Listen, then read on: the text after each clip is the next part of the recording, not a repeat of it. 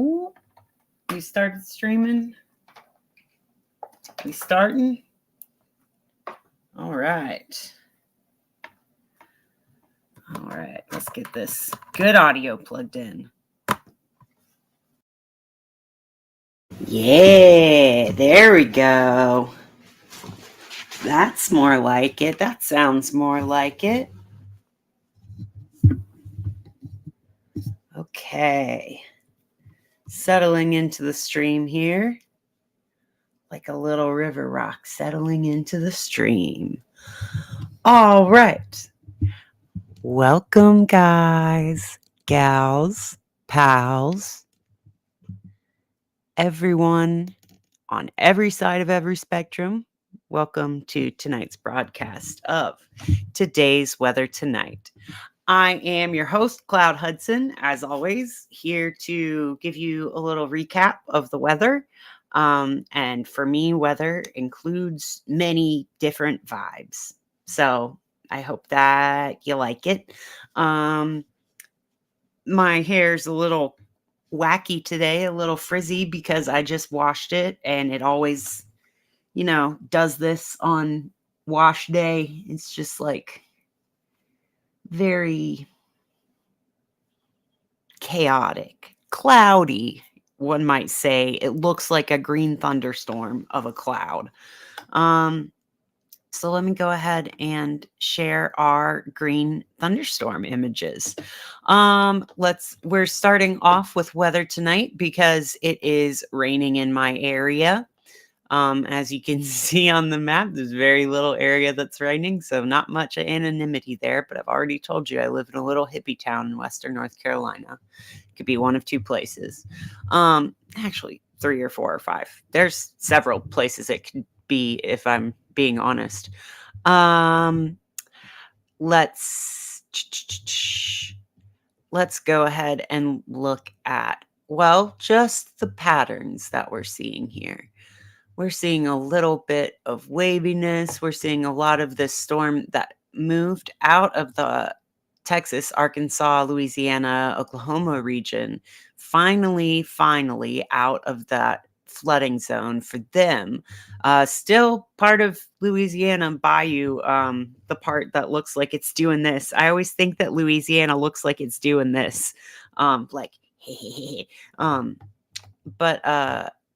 that's getting dumped on a little bit, mildly. There's actually some heavier precipitation there, and also some heavy precipitation up in Michigan. Let's take a look at what the Weather Prediction Center has analyzed these fronts as. And thank you very much to analyst Ziegenfelder. That's a fun name. The fun thing about these hand-drawn or these forecasts is they're actually a real meteorologist making them out there. So we're seeing stationary fronts, dry lines, and an occluded front, really, and a bit of a cold front here. Let's take a look at our temperatures. Yeah. Again, I hate their color grading. Should get into cold colors when we're in cold and not hot, but whatever. Let's take a look at our cloud level relative humidity. Y'all might notice I'm a little more relaxed tonight than I was last night. I just had a lot of extra vibes going on last night that I didn't need. And I'm trying to release what does not serve me vibrationally. But it's hard not to when your survival depends on interacting with things. Maybe it does, maybe it doesn't. But this is actually, with the fronts and the relative humidity, this is an interesting way to see the little dry slot on the back side of the front, and the way that it kind of scoops up this moisture, wraps it into a nice little vortex out of being at the right angles. It goes from a T to a swirl. Now, lots of very moist conditions aloft, and I'm sure that we'll see moist conditions at the surface as well. Let's take a look at what's our lapse rates. Do we have any crazy lapse rates right now. Not too bad. Let's look at surface observations. Oh, that's where we go wild. Surface obs. Now, these are the kinds of maps that you would be. This is what you would start out with when you are making a forecast, when you're making an analysis. You would begin with surface obs typically, and make lines of constant variable, whichever variable you're doing the analysis for, around. It's like connect the dots. It's scientific connect the dots, kind of a little bit, which was always my favorite part of meteorology because there aren't too many STEM majors where you are required to buy colored pencils for your homework. That's a pretty fun part of meteorology. I still have some of the I got a set of colored pencils when I graduated from my meteorology program. They gave us colored pencils in this little goodie bag, so I thought that was really cute. Yeah, why did they give us the colored pencils for free at the end if I had to buy them all along? I had to buy them for class. Now you give me the $5 colored pencils. All the $5 colored pencils I've bought. Let's go ahead and look at something a little bit more dynamic. I would like to look at, no, I don't want to go to pivotal weather, actually. I want to go to our live GOES satellite. Do I have that bookmarked? Do I not have the GOES satellite? Oh, I do. I do have that. Nope, that's a Icelandic page. That's not what I want. That's the uplift data. Let's just go to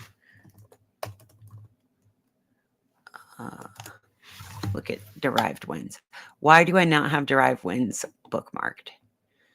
Hello, everyone should be looking at this. Baby meteorologists, always look at your derived winds and you'll get it. And then you'll understand why you have to do all those math problems. Let's see. So, looks like a really gorgeous pattern right here. Absolutely beautiful. Swirling through.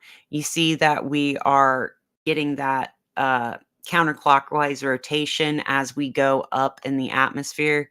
Remember that yellow's the bottom, cyan is the middle, and red is the top. And of our three different layers of the atmosphere, when there are really like infinitely many layers of the atmosphere, but these are the ones we pick to analyze for frontogenesis. We've got a beautiful inflow right here going into our upper level outflow way aloft.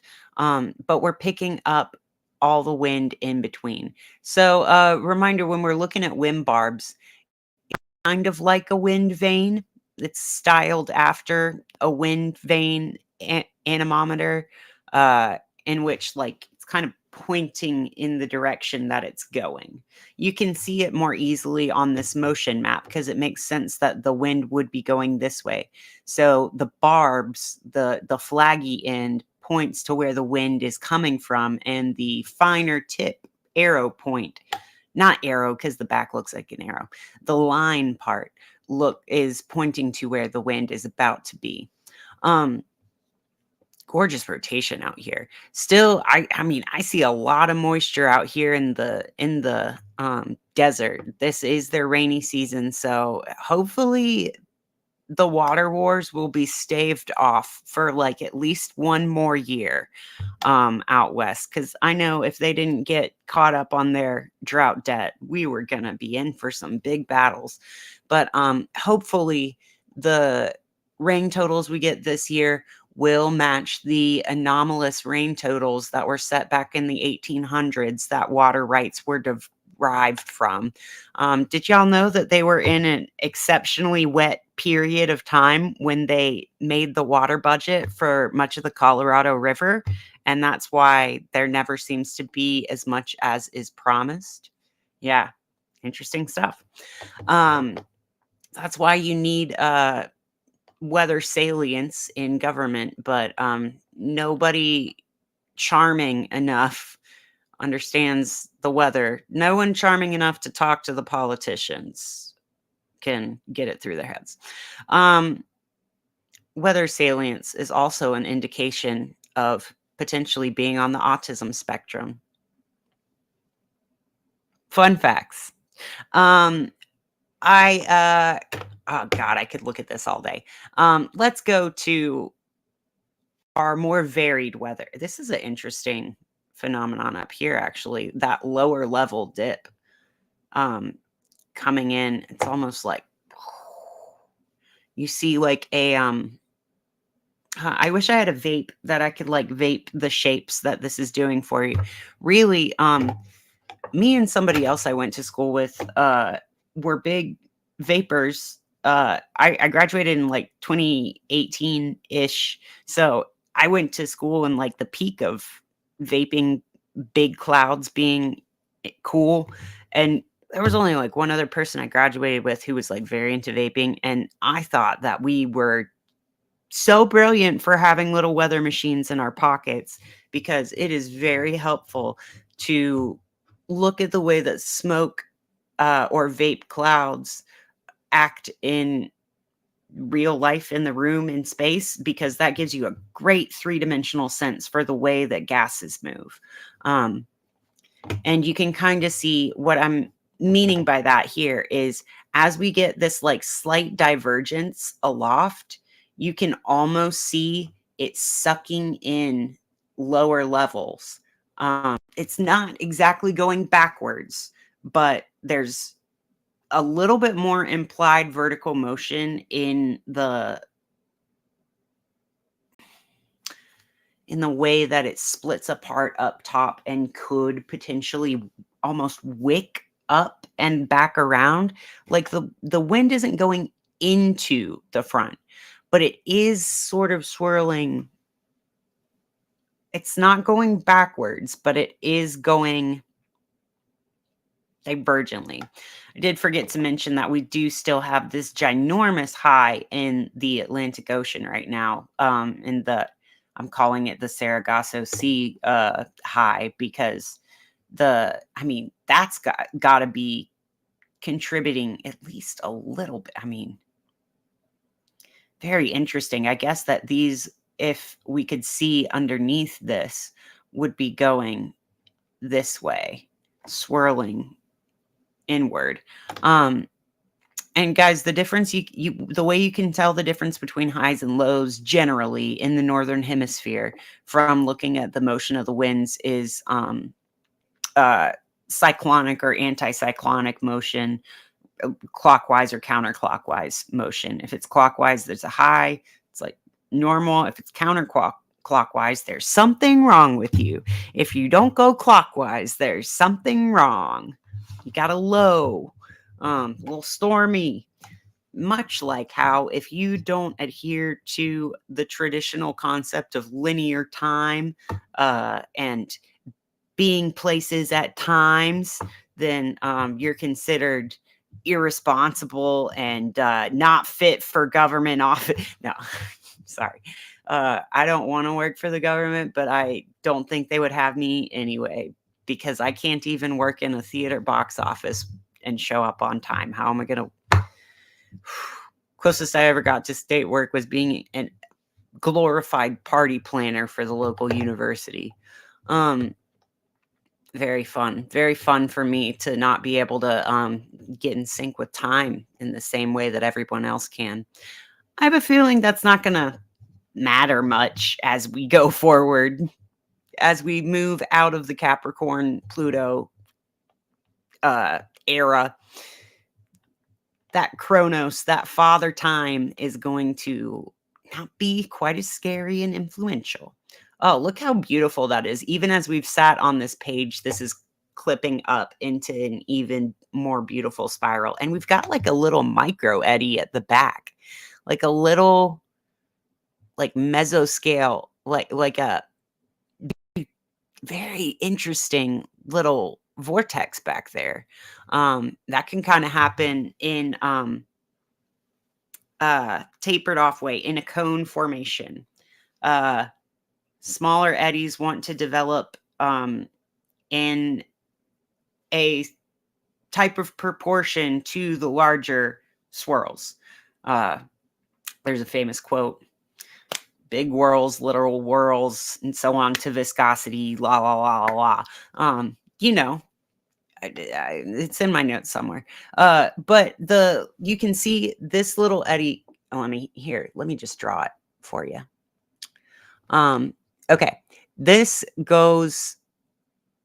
I'm seeing this go like that, and this go like that. This being around where that curl is, and then we see over here going like this. We see a little backflow eddy. It's like, and if there were a smaller one, it would taper off smaller and smaller here and here. And that's actually how tornadoes work. But like, I'm really glossing over the physics there, like extremely glossing over it. But really cool stuff once you start to see the patterns. I don't like to talk about the weather in traditional terms because I feel like I like to say changiness and spinniness a lot more than lots of meteorologists do. Let's go ahead and, well, no, we're gonna stay on the weather a little bit longer. You know what? It's called Today's Weather Tonight. What if I did spend more than 15 minutes talking about the weather in an hour-long broadcast? Wouldn't that be a concept? I want to take a look at the sandwich RGB. And oh yeah. Oh yeah. Look, it looks so science-y. That color grading is gorgeous. SBC, take notes. Gorgeous, gorgeous, gorgeous. Beautiful. I just like, I'm obsessed with the way that and the colors. I just sound like the rainbow sponge lady. There's so many colors. Take a look at the microwave. This will show the different phases of water. Oh, beautiful. That means high, deep clouds. That's a good rain. That's like a fire hose of rain. That's so we got the main fire hose turned on right here.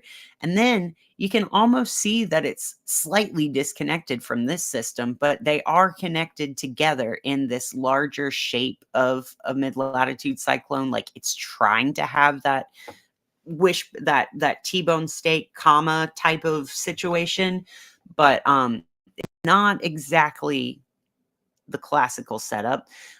Oh, and here's a even better visual of that like ripple effect eddy. Like look at this. Going backward, going this way. This is going this way. Really, really, really cool way to see it like blooming, almost like you can almost see the cardioid pattern go in there. You can almost see a cardioid curve, which is really cool. Let's go here. So it would be like, that's the cardioid curve I'm seeing. But really, if it were in the golden ratio, which it probably is kind of, it would be more like that and that. Yeah. So these all together look like very uneven boobies. Very scientific. Very scientific.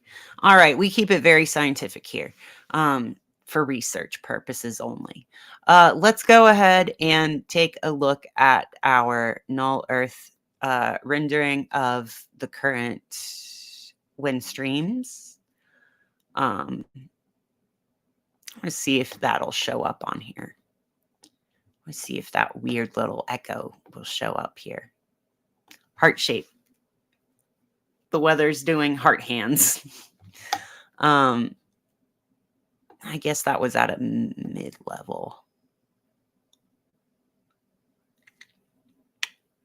Kind of. Can almost see it. The backflow. Almost, but not quite. Let's look at relative humidity at the 700 level. Oh, yeah. Look at that fire hose. Just spraying us down. Just spraying us down.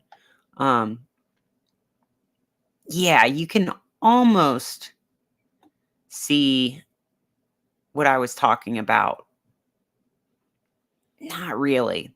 This is a really beautiful little crosshair of is this difluence? Confluence. I can't remember. It's either difluence or confluence. Looks like it's difluence because it's going away from each other. Pretty sure that's what the negative saddle shape means. For those of y'all who are yelling at your computer screens, just type it. Just type it in the chat what I mean to say. And if you're not yelling at your computer screen because you don't know what I'm talking about, don't listen to me too hard. You know, you can Google stuff or DuckDuckGo. Don't Google necessarily. Beautiful. Beautiful spirals. I love watching the waves. Sometimes I think that I chose to incarnate on this earth just to watch the waves wiggle. Maybe in the other dimensions, things are so awesome that you don't have to pay attention to waves. Everybody just knows there's waves. But down here in this dimension, just about the happiest thing that I can do is look at the pretty little wiggles. Look, I want you to look at all of those wiggles. Ah! Does anybody know what I'm talking about? Have you seen the rainbow sponge lady? Am I going to have to pull it up? I don't think I will, but I think I'd have to get a digital mixer or a emulated mixer on my laptop to be able to play a YouTube video for y'all on stream with sound. Because I tried that a couple days ago when it was like quiet, too quiet, and I got the word that it was not. It was quiet. It was way too quiet. You couldn't hear the sound. All right. Taking a look at earthquakes here. Interesting to see an umlaut in the name of a place in Chile. Oyague. Oyague, Chile. Interesting. They had a 5, a 5.4, a 4, a 4.2. 4.7, 4.5. They've had several quakes active in this region, and I believe that there is an active volcano in that location right now. But that's a significantly deep earthquake, it's a medium deep earthquake. We have some activity on the Mid-Atlantic Ridge right in line with Puerto Rico. Look at that. Oh, and I was just wondering if we were going to see I was literally just yesterday like, I haven't seen anything about the East African Rift lately. Like, I wonder what's going on in that continent. Yeah, apparently they are finally getting their dose of those shallow 5.4s, upper 4s, low 5s that have been rippling around the planet all year, all month, really. And then today, I wonder what time this was. I will animate them in a second. 5.4 out here in the middle of the ocean. We had a 4.8 right next to it, right before that at, let's see, that would be at 2:30-ish. That was at 2300 hours, so not too close in time. Puerto Rico still popping off with those very little tremors, very keeping it going. We got Costa Rica with the shallow 4.5. I haven't seen their name pop up a whole lot. It's been mostly in Mexico, Guatemala that we've had a lot of the activity. I think it's shifting down. I think the vibes are spreading themselves out throughout the plate. So no one in Central America is safe right now. We've got El Salvador, Costa Rica. Is this technically in Guatemala or Mexico? Now, this is in Mexico now. Magnitude 4s all the way across the board, almost evenly spaced. It's like you skipped a stone across the surface. And also one way out here. Let me turn on the plate boundaries because I bet that is right on a nexus a little. Yep, it's right on a plate boundary. I want to turn on satellite. Yeah, look at that. These go right along the subduction zone here. And this is right at the divergent plate boundary. Right down the line from the one I expected to happen in the what is this? What's the Gulf? I forget. Is it the Baja? No. Gulf of California? That doesn't sound right. I like to call it the Baja Peninsula because I think that's fun. It sounds like you've made a discovery. Baja! Okay. I'm goofy. I'm a goofy goober. Are you guys into that? Do you like me being a goofy goober? Oh, we got 1, 2, 3, 4, 10-kilometer deep mid-range for earthquakes today in the right at a divergent part of the right at the like where it goes from divergent to transform, which means some of these could have been like the slit type. I don't know too much about seismology. I'm just making observations about what will waves look like. This is what I was expecting the other day.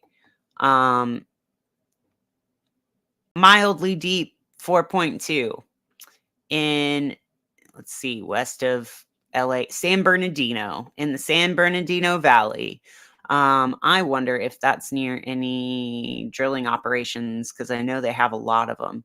It's right next to on the border of San Bernardino Forest and San Bernardino proper, which is now again another transform plate boundary. Right on the right along the 215 too. Interesting. I was expecting a lot more Southern California action lately, but I guess the diffused energy has been going into these small quakes. Now we haven't seen as much quake activity today as some people were expecting, that I was expecting based on NOAA's solar forecast. But NOAA actually forecast kind of a miss for the solar storms that we were supposed to be rocking with today on this new moon day or full moon day. But I think that even the moon itself just said, "Nah, I give up. We're not doing that today. We're not doing all that mess today." Take a look at where this Missouri quake is. Beautiful.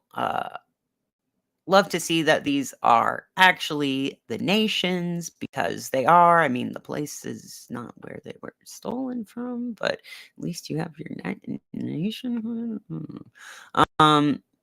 Soon it'll all be the correct nations again. What do I mean by that? I don't know. Where's that quake?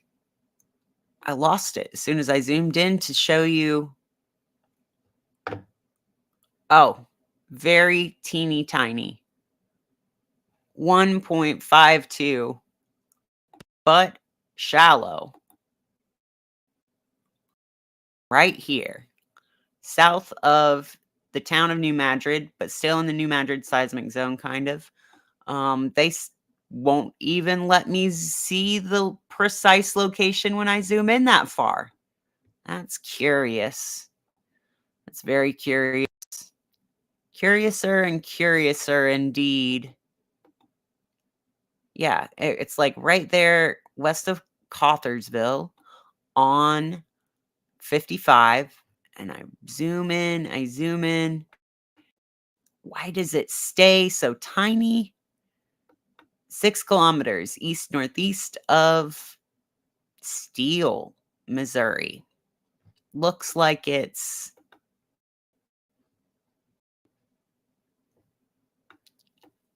it's north of your cooter. North of Cooter. Yeah, that is just the middle of freaking nowhere. That is pretty funny. But it's at the kind of being pointed to. You can almost see it being pointed to from this little bend in the creek. Interesting stuff. Let's zoom out. Take a look at the whole world. Take a look at, this is where all the real action is in the West Pacific. Still seeing a lot of aftershocks in Kyrgyzstan. I guess they're calling it Akol China, and Aksu China. Aksu, Akol. There's also one in the middle of Yanglong, China. How many did we have here today? 1, 2, 3, 4, 5, 6, 7, 8, 9 different 4 to 5 magnitude quakes. So we are still going strong on this momentum that started the other day with the 7.0 earthquake on the border of Kyrgyzstan and Xinjiang. And this one was yesterday. Let's take a look. Let's take a look at, Turkey. What do we have over here? Right where it goes from being a subduction, like a convergent plate to being a transform plate boundary, we've got this magnitude 5 at 10 kilometers depth here in Turkey. Let's see. That is not nothing. Not nothing. I mean, remember they had 9 of them over in Kyrgyzstan today, but that's significant. Could have possibly been felt. Got one up near the Black Sea, 4.5 and a 5 at 10 kilometers. No, that was the 5 was near it at Belozerny, Russia. I'm not trying to say it with like a racist accent. I'm trying to say it right in Russian. Belozerny, I think, is how it would be said.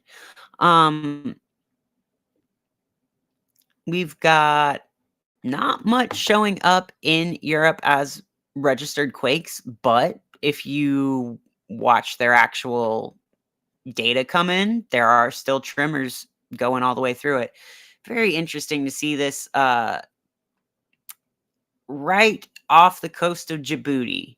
We've got a 5.4 10-kilometer depth earthquake in Djibouti, which is, I'm not going to make fun of the name. You want me to make fun of the name Djibouti? I'm not going to. It's a very important place to the people that live there, so I'm not going to make fun of it. But it's definitely the meme country to say in grade school, along with Chad. Now, this is like right pointed to by the Arabian Peninsula. This is a very interesting, again, it's in that inflection point. I think the inflection points in the plate boundaries are really important for attenuating energy. I just feel like it funnels it in And again, I feel like that. Not saying it's true. It's just what I feel like, my hunch. So this is actually technically in the harbor, in that inlet, which is really interesting that they had a 5.4 at 10 kilometers depth in the harbor. Interesting. Also, kind of where if the harbor wasn't there, it would have just skipped over. It's kind of perfectly in the middle of the inlet right here and being pointed to by the tip of the Arabian Peninsula, Yemen down here. I mean, this is the Gulf of Aden area, really. Uh, I mean, there's a lot going on in the news here. A lot of resistance and beautiful survival going on. Um, also a lot of exploitation. So very, very. This a really this is a choke point in the Earth's global cycle of goods flowing throughout the world, which is also a reason why the Suez Canal is so important, because this is a very important shipping lane for numerous reasons. And who controls these shipping lanes controls kind of the portal between East and West, or what it used to be called East and West. But I don't know much about politics. I just know that I hear there's pirates. That's pretty cool. I like pirates. Tell me pirates aren't cool. You might not like those pirates because they're messing up your work day, but they're doing kind of cool stuff. Wish I could pirate a boat. Wish I could pirate an Amazon shipment. No one ever pays me in pirated Amazon shipments. Okay, you don't want to scroll because I'm talking about. Okay. And again, right along the subduction zone, or not the subduction zone. The subduction zone, right along the convergent plate boundaries of Indonesia into Papua New Guinea. Pretty evenly spaced earthquakes at, like, look at the green depth and think of them as being evenly spaced, the blue depth and the purple depth, all similar amounts of line apart, and honestly kind of goes up into there. Hmm. Hmm. I see they've got some sort of experimental transform there, which is really interesting. I've never seen that line before. Um, Up in Japan, uh, near Kuji, we had a 62 kilometer depth, 4.6. There was also a 4.7 and a 4.6 in the area. That would be the 4.4 would be the one down here, uh, Miyazaki, Japan.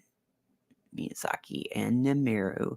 And as we get into the Kuril Islands, we are going to see the Kamchatka volcano area related earthquakes. And going through the Aleutian Islands, we're back in Alaska. What the heck is happening up in Alaska? Are those banks fair? I don't think so. They seem pretty unfair to me. uh Really cool to see it curve right up in there. I would be really curious to see if there's any evidence or lack of evidence for this being a somewhat fracture. I mean, it's definitely a fracture zone, but I got to do more research on what the difference is between significant fracture zones and what entire plate boundary is, because I think that science is one thing. I'm going to tell you something my mother once told me. Science, the most interesting science happens at the boundaries, at the edges. Look at the edges and you'll see the interesting stuff about what you're trying to study in the main bulk of it. Looking at the edges will tell you a lot about how a plate is defined. And I think when you look at fracture zone maps, they do really fray into the meat of the rock, and the rock itself is what's considered the plate. But what's the scale? What is the size scale that's being used to determine that? That's what I need to know. Let's take a look at I did almost bring this up. I want to look at the GPS stations in Iceland again because yeah, I've heard some, you know, the the cracks near Grindavik aren't actively erupting, and a lot of people are still craving news out of this area. So people have been putting out a lot of reports. And some geologists have been saying that it is possible that the entire peninsula, not just the area near Grindavik, is and waking up from like a at least 800-year slumber, and that we could potentially see Reykjavik and Keflavik, the two other main population centers in the peninsula, being in threat, under threat of uh, volcanic activity, which would be kind of devastating for Iceland because that is where the bulk of their population live. Let me try to refresh this. Mm. I'll go to a different page. That one will work. All right. Little bit of a dearth of earthquakes there. Let's take a look at the entire region. But really, what people are saying is that it is, oh, we had a magnitude 3 off the coast of the Reykjanes Peninsula today. And remember, we already saw that's the northern part of the Mid Atlantic Ridge. We also saw earthquakes about halfway down the globe in the Mid Atlantic Ridge today. So, really interesting. Really interesting there. I guess that was this 3 at around 12 noon UTC Thursday. This again is where the boundary is. And this is like, when you're boiling a pot of pasta and the starchy water starts to like form a little layer, a little mat of bubbles on the top of the surface right above where there's jets of bubbles percolating upward. That's like what Iceland is on a magma to new earth boiling plate of lava analogy. Like this is the little scum on top of, not scum, but like, well, it's kind of like pond scum too, but in this metaphor, it's the bubbly part of the starchy water on top of the boiling pot of pasta. They eat pasta in Iceland. I don't know. What's their staple starch? Maybe I can bring some fun Iceland facts. But really the sad thing is that there is a real possibility that these earthquakes will not stop. And this is just the beginning of a big wake up for Iceland. Let's go ahead and look at the solar weather.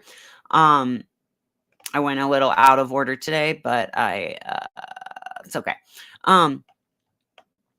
All right. Since the 24th, we've only had 3 coronal mass ejections. That to me says that we are in a bit of the ebb phase of this solar cycle because, again, yesterday and the days before had so many CMEs every single day.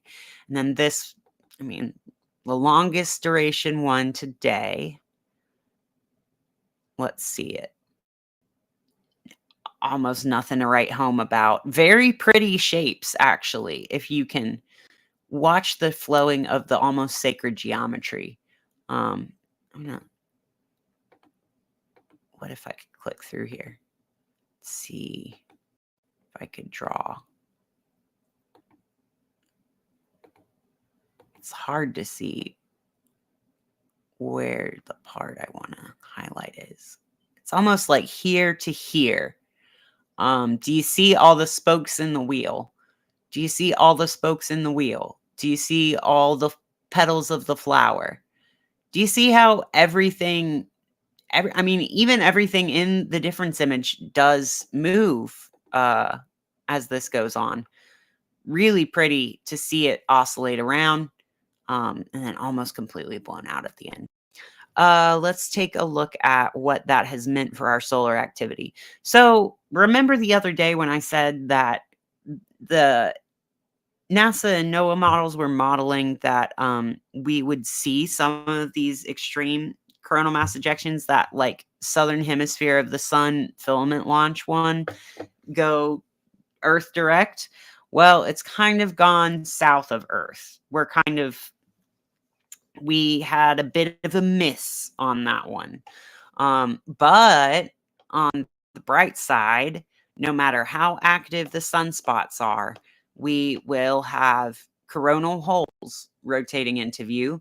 And that means fast solar wind, which speeds up all the particles that have been thrown at Earth or Earth's vicinity. Anything that even got caught up in our orbit recently is going to get like pushed more, because wind is less of a discrete, if solar wind is less discrete than the mass ejections. So even if it's not pointing directly at us, because of the way that the wind will whip, all space is connected in a way that is less of a sharp gradient with wind, because wind is subtler. You notice the difference over a larger area. I'm still struggling to verbalize some of my instinctual knowledge about the way that I'm defining discrete events and borders and gradients. But we are very down on sunspot numbers. Our proton flux is back down to almost less than the 100 mega electron volt range. We are, yeah, and I expected to see that today. We did dip down below C class territory today. How many times did we do that? Let's see. Let's see if we went into B class multiple times today. Yep, we did twice. Twice today we went into B class territory. Interesting spike right here. Really interesting spike there at, I'd call it 8:30, 9:30 for here, but it's more like midnight. It depends on daylight savings time, but I always remember midnight UTC is about 8 p.m. Eastern time, or 9 or 7. I don't remember which is which, but it's close to 8 p.m. here. So whatever you were doing at 9:30, maybe watching me, maybe sitting at home, just twiddling your fingers and playing with yourself, wondering if I would come on stream today. And look, here I am. It worked. You manifested it. That's a really gorgeous peak, though. Look at how symmetrical that dip is. It went from right down here all the way up and all the way back down. Like, really, really beautiful alignment there. I think that is a very pretty definition of a wave. Let's go look at, see if they've got any new models. I probably won't be able to access the old one that didn't. Oh, I might be able to actually.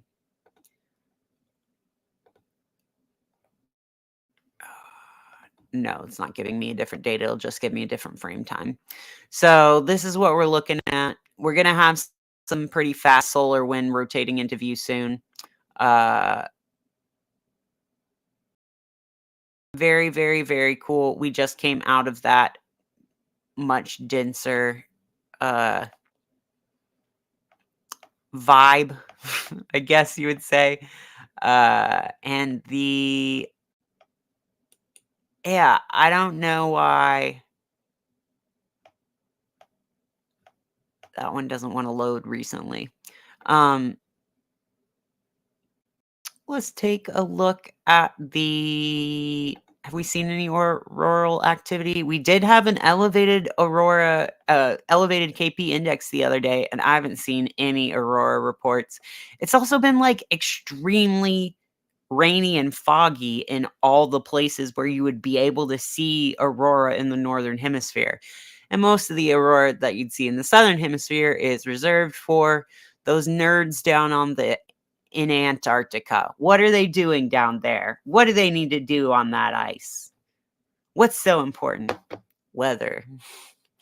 Um, solar wind is drastically down. Density is also drastically down, but observed disturbance time is higher than predicted. Um, interplanetary magnetic field sitting pretty at a really, really chill 5.5 nanotesla. I mean, and we were significantly in the uh negative mode for the BZ, but just didn't make it to Earth. Like for the magnets to be able to stick together, they gotta get close at least. Um really low. Yeah, and that's been kind of all over the place. I'm not even going to pretend that I know what the phi and theta angles are on what that means on this. I haven't done my space weather certificate program yet. I'm going to. I fully intend to, but right now I am just a casual observer. Let's go to another thing that I'm not certified to talk about, but absolutely will be talking about. Which is astrology. I'm a card carrying member of being a, like a white gay person in 2024, so I obviously am into astrology. Duh. Um, I grew up religious. Of course, I'm into astrology. Something that makes me feel a little bit more connected with the God that was stolen from me by the evils of the church that inherently corrupts the divinity of God. Oh yeah, you bet I'm into a way to reclaim some agency in this powerful, beautiful, chaotic world. Okay. So today is the full moon. Full moon is already kind of past. We are 5 degrees past the peak of the full moon today. And that was our first full moon in Leo since we had it opposing Pluto and Aquarius. So that's a really gorgeous one. Haven't run the calculations of how close each full moon will be to Pluto throughout the next 20 years of its transit, but that's an interesting statistic I could look up. We have Mars about to make a trine to Uranus, a very happy Mars in Capricorn.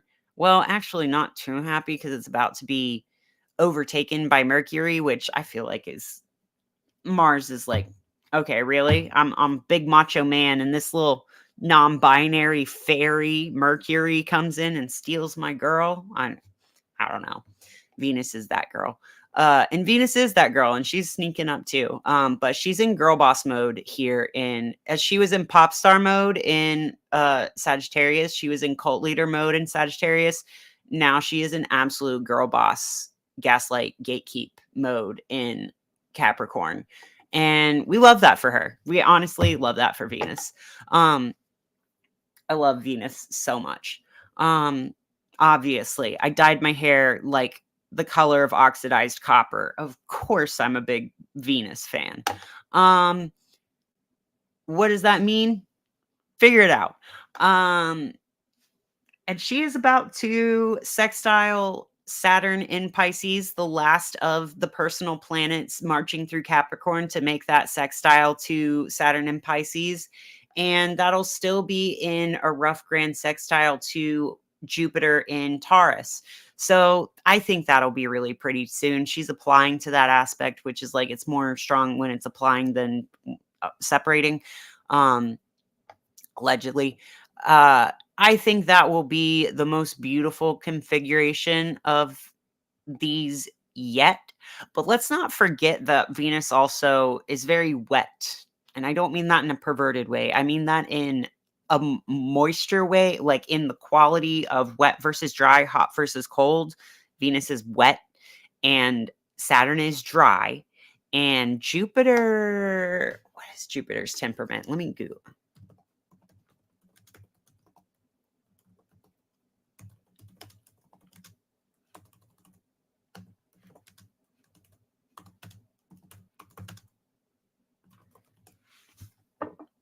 Okay, Jupiter is moist and hot.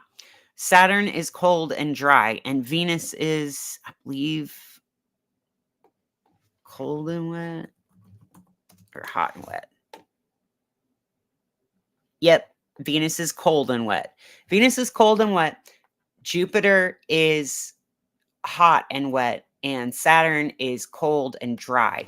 So these two wet planets are over here trining each other and sextiling this dry ass Saturn, who is in the wettest of all wet, the wettest of all signs, in my opinion, Pisces. Not only is it a water sign, ruled by Neptune in modern astrology, ruled by Jupiter in traditional astrology, and also very happy place for Venus. This is very wet to me. I feel like these two are probably going to mild out that Saturn, like almost like discipline isn't going to have its sting.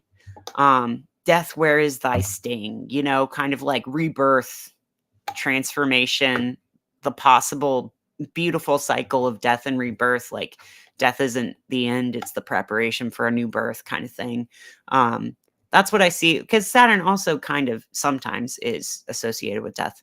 Let's not forget that Pluto is within a semi-sextile orb to Saturn, and so they're going to be getting closer and closer. Well, we're in an exact semi-sextile between Sun and Saturn right now. Sun, I think this is the last day that Sun will be within a 5-degree orb of conjunction with Pluto. So finally, after like a week of Sun conjunct Pluto, we're moving out of that phase. And soon the personal planets will be the only ones left dealing with Pluto.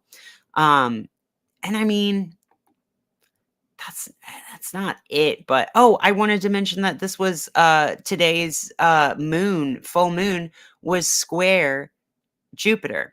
So what I was just talking about with Jupiter and Saturn and Venus, the sun, the moon, and Jupiter were in a T-square formation today, which I like to call the T-stair, because just like stairs, can hurt if you walk directly into them without treating them like stairs. Like you'll get 4 different types of shin bruises. A T-square is going to hurt if you don't know it's there. But if you know it's there, it's like it's a right angle. It's a right triangle. It's a really good stair for like moving up in the world. You can climb the stairs. You can climb the ladder. Capricorn is a Saturn planet. Saturn I associate with the T-square aspect because in my chart I have Saturn there. But my Saturn's in a T-square with Pluto and my Sun and Mercury. So that's fun. But I think this is really a good step up growth kind of. This is giving me growth vibes. I also literally worked out my I had a big leg workout week at work. I work in theater, like backstage, and I did lighting equipment work like way on top of a ladder, and that hurt my legs. And that was just such an interesting mundane interpretation of this full moon. Like I didn't hurt my legs, like I worked really hard, and now I feel like I got a workout just from going to work and doing my physical activity. So I feel like that's the energy of just like leg day, you know? I feel like the vibe of this full moon is leg day and rest. Like that is it. Just also Capricorn, with the thighs and the knees, and Aquarius with your calves. Hello. Of course, like we have such a pile up in Aquarius and I almost called it Aquarius and Saturn. Aquarius and Capricorn, that of course it's leg day. Like, duh. And also probably mouth day, throat day, chest, shoulder, neck area, because and maybe foot day. Maybe treat yourself to like a shoulder massage or really a foot massage. I'm seeing seeing this Saturn in Pisces and Neptune in Pisces is like, treat yourself. Put on your lotion socks. Do y'all have lotion socks? I have like one pair of socks that's for lotioning your feet. I don't lotion my feet a lot because I'm tough. No, because I like to have forest feet, which is when you walk out in the forest and like the bottom of your feet thicken up, and then you don't really have to wear sandals as often, and you get used to walking barefoot in the like deep forest, That's how you move respectfully through well, it's one of many aspects to moving respectfully with and through a forest, I think, is being able to barefoot walk on it without hurting yourself. Because don't just do it if you're going to hurt yourself either, because that's bad too. I am actually really looking forward to when this moon moves into Virgo. Wow, you'll never hear me say that much. But I'm looking forward to when this moon moves into Virgo, because I need to clean out some emails. I need to see this moon at a perfect trine with the midpoint between Jupiter and Uranus and the conjunction of Mercury and Mars. That's just so pretty to me. And that perfect trine will be when the moon is at apogee.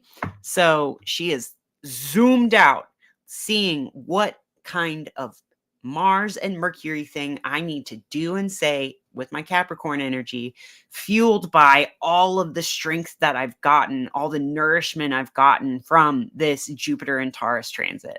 I feel very nourished by this Jupiter and Taurus transit. I hope you do too. I hope you've also been feeling like really excited about. I hope you're as excited about Jupiter and Uranus being in Taurus as I am, because I'm a Taurus and I have a late degree Taurus sun and conjunct Mercury, sun conjunct Mercury in the last decan of Taurus, and that's opposed by my Scorpio Pluto. I have been waiting since 2018. Uranus ingressed into Taurus for the first time in 2018 on my birthday. And I have been waiting for Uranus to get to the degree of my natal sun for years. And I find, like, mostly because I figured when I first started getting into astrology, I figured that would be an important time in my life. And that's supposed to be this year and next year. And I do actually feel like I'm aligned and like starting to almost get close to like what I'm supposed to be doing. So I know it shouldn't. Should it take 30 years? There's no should. There's no should. Just be yourself, and it'll take as long as it takes, you know? All right. I'm gonna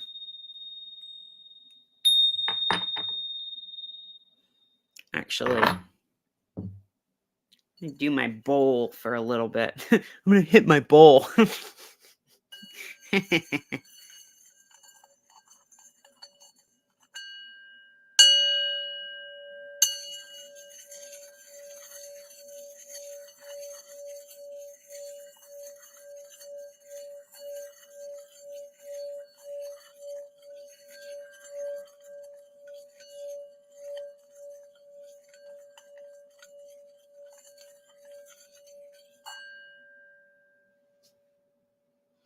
Beautiful. And this is a heart chakra bowl I got from the Tibetan Buddhist monks living in exile in Georgia when they made their trip up to UNC Asheville to share their teachings about death, impermanence, sand mandalas, and many things that we uh, don't have in America. We do have those teachings. They're all deep within ourselves. We just have to unlock it just by authenticity. I'm getting a vibe today that I kind of want to. Yeah. I really shouldn't be using the selenite as a bowl ringing wand because it does chip it a lot. But I would love to have like a perfect round cylinder of selenite. Oh my god, I could ask for that on my wish list. Again, thank you all so much for buying me some stuff from my wish list for this. I wanted to pull more tarot cards for this, but I did get out the selenite and activate these cards. So I want to let me take this off. Let me take this off stream. I did want to pull something to kind of guide and summarize it. Okay. That's a great one. Sometimes with these pretty ones like that are oracle cards that I haven't read yet, I get to pick by seeing a vibe. Like, I'm not going to explain like what it feels like to pick a card and know that it's the card you need to pick, but it kind of gets thrown off if you can tell what that card is going to mean before you pick it. But if the card is still shrouded in mystery to you of its meaning before you pick it, then it's still kind of like a blind draw, in my opinion. Okay, and this one is very pretty. We've got a beautiful little daisy on there that says, whatever I give attention to, wanted or unwanted, I am creating. You were born with a magnificent emotional guidance system that lets you know in every moment exactly what your vibrational content is, which is being matched by the law of attraction. As it is your desire to feel good and your practice to choose good feeling thoughts, only good things will come to you. So I am trying really hard to think good feeling thoughts. It is extremely hard in some of today's material conditions to stay positive, but we've got to remember. Sorry, I love the proximity effect. I don't know if that's bad sound mixing on my part, but I love getting right up close to the mic. Okay. But you can hear me out here anyway, too. Just not as whisper in your ear. I wanted to pull cards for that, but I put it back.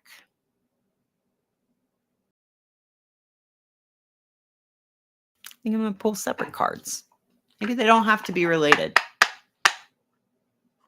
My mom is one of my most ardent and loyal fans, one of my only fans. Not that. I don't have an OnlyFans, though many have tried to make me get one.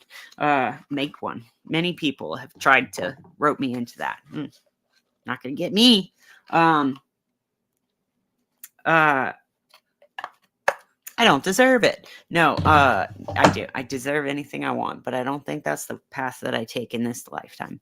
Well, actually, maybe it would be part of my. Let's center on the rock again. Let's center on this raw labradorite. Okay. That's what we're picking up. Picking up raw labradorite vibes. Time is at 1:08 on the video counter. Very fun number. 1 and 0 and 8. I have a great meditative piece I drew about that. Would you guys like to see some of my art sometime? Should I make a sketchbook tour? I feel like that would do well. Not do well, but it would be a great way for y'all to get to know me like that. All my fellow creators out there. I do sometimes see some people I met through Jessa Reed's Discord on here. So hi out there to all my fellow, aliens, or not aliens, but it's like a people who listen to a comic whose first podcast was called The Meth Head and the Mormon, and whose next podcasts are Alien School and Ascension Orientation Department, Awakening Orientation Department. I love people like that. All right, we had a jumper. Wish you was the back from that ledge, my friend. Okay. And this is kind of the card with like the jumper vibes. Got the Two of Swords. A woman sitting on a stone chair, in my opinion, stone slab, in front of a harbor with mountains and low clouds in the background. A waxing moon and two swords crossed with a blindfold on. Also has kind of justice vibes. Remember how we drew the justice card the other day? Fun. This is like mini justice, in my opinion. This one card feels very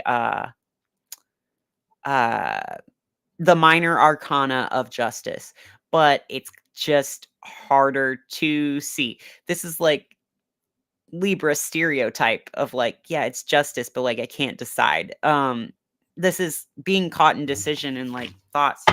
Man, probably just my energy being picked up in the cards, honestly. Let me get one for the collective. Let me get a card for the collective. Let me get a card for people watching. I got two.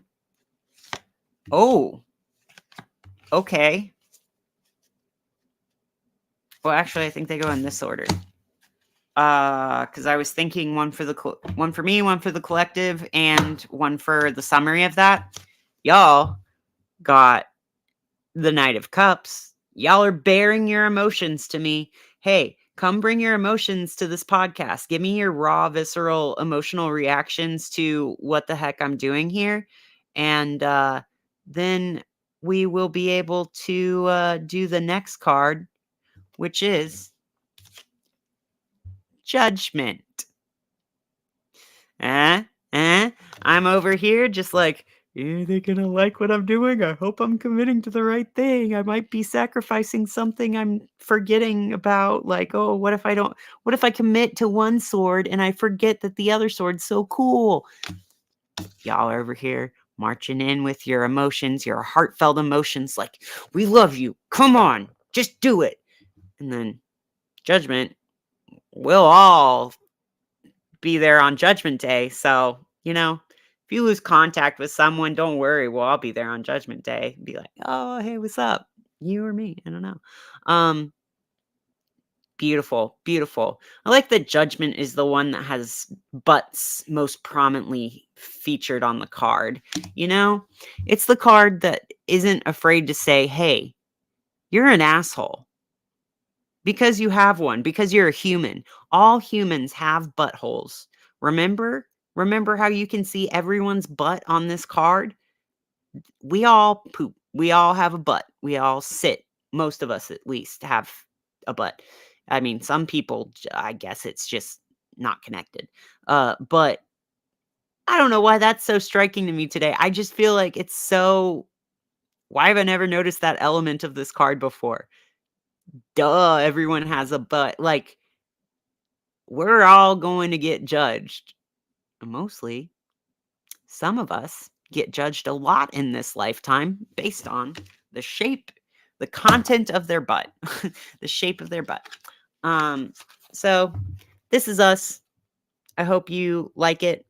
I hope you're coming in to tell me that it's all fine, but we're all going through Judgment Day soon together. So, I mean, I went to a live stream reading today, or a live stream space weather report from Dr. Tamitha Skov today, who I love, by the way. Go subscribe to the Space Weather Woman. She's fantastic and will make you feel so excited about the space weather that you never knew you needed.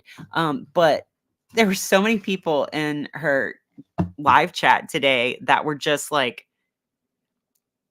begging for a massive solar flare to come wipe out all electronics. It's like every Luddite figured out how to get on YouTube just to get on there and be like, solar event when X10 class flare when we needed to take out this one and naming all these powerful people who they think are the root of all evil, but really all evil and all goodness reside within each of us, within our like possibilities of choices we could make at any moment. Like nobody's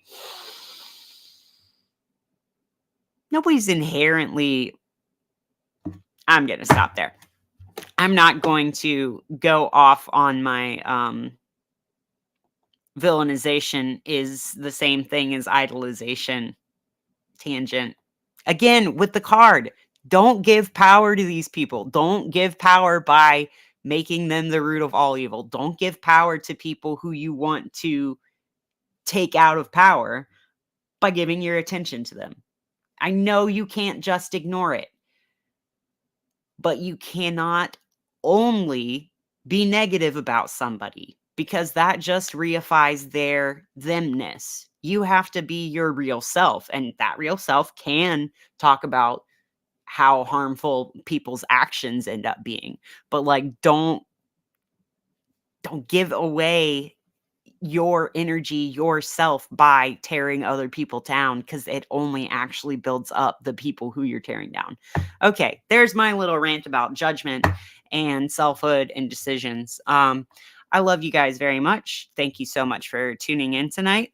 I will be back tomorrow night for beautiful, fun Friday night. I actually have a play to go to tomorrow night, so I'm not going to be able to be here early in the evening, but I'll either be here early in the evening or I'll be here pretty late tomorrow.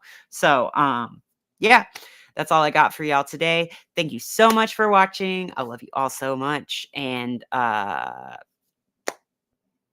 bless. Be safe.